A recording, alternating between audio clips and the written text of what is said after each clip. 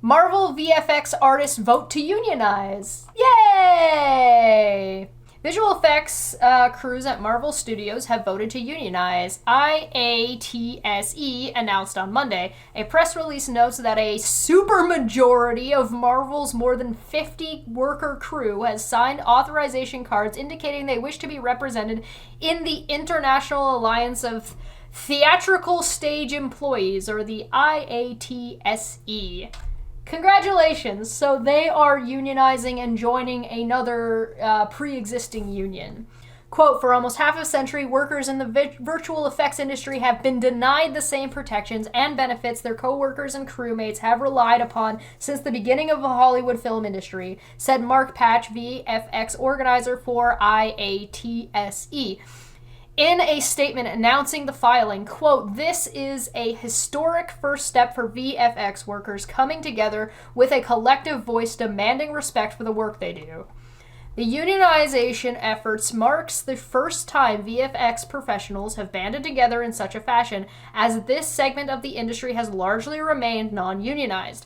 IATSE representatives, more than 168,000 technicians, artisans, and craftspersons working in movies and TV, but while positions like production designers, art directors, camera operators, sound editors, hair and makeup artists, costumes and wardrobe, script supervisors, grips, lighting, props, and paints, among others, have historically been represented by IATSE.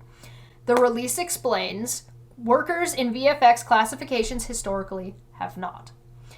Added VFX coordinator Bella Huffman, quote, turnaround times do not apply to us, protected hours do not apply to us, and equal pay does not apply to us. Visual effects must become a sustainable and safe department for everyone who's suffered far too long, and for all newcomers who need to know they won't be exploited. The VFX artists' decision also come amid a wider wave of union activity this summer, as writers and actors continue to march the picket lines in a historic double strike. Can I say I fucking called it, that the writers going on strike has now just started a roll? This is just the beginning snowball, and we're starting to see more of it now. We saw near a strike come for UPS, which would have been absolutely fucking devastating had it gone through. And what happened? Oh, they didn't go on strike. Why didn't they go on strike yet? Oh, because they actually negotiated and came to an agreement, and UPS was willing to meet the workers' demands and negotiate with them like reasonable people. And I'm really, really glad for that example, because it shows that Netflix and Disney and Paramount are all being fucking unreasonable. And probably Amazon Prime, because I think they're lumped in there too. I just haven't heard a whole lot about them, suspiciously enough. But they are not being unreasonable. They're asking for reasonable things that make sense to ask for, that they should have gotten ages ago, and this is a last-ditch effort. So I'm happy to see that there is a union that was able to negotiate. They didn't go on strike, and things are moving smoothly as of right now. Now, can that change in the future? Yeah, of course it can. It always can. But it's nice to see that there is an example of a union functioning, doing what it does without even needing the strike in the first place, and things operating as they should. My God.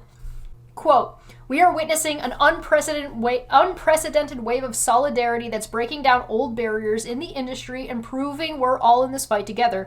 That doesn't happen in a vacuum.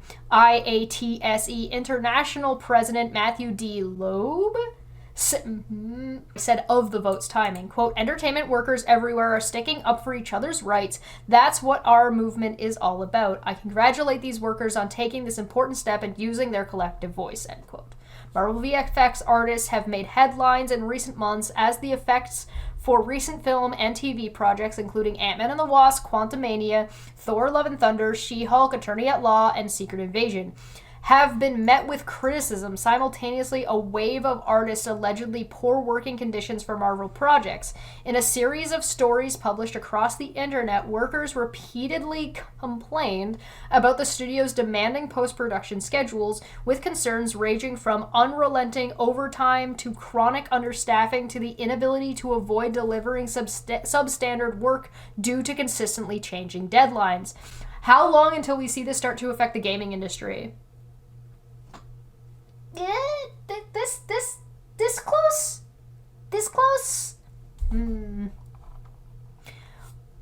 Vulture was first to report the news of the vote, with workers requesting the union election be held early as August 21st. So it is currently August 8th. So we'll see from, I guess, into September to see what they decide to do and whether or not they end up striking like fucking immediately, because who the fuck knows?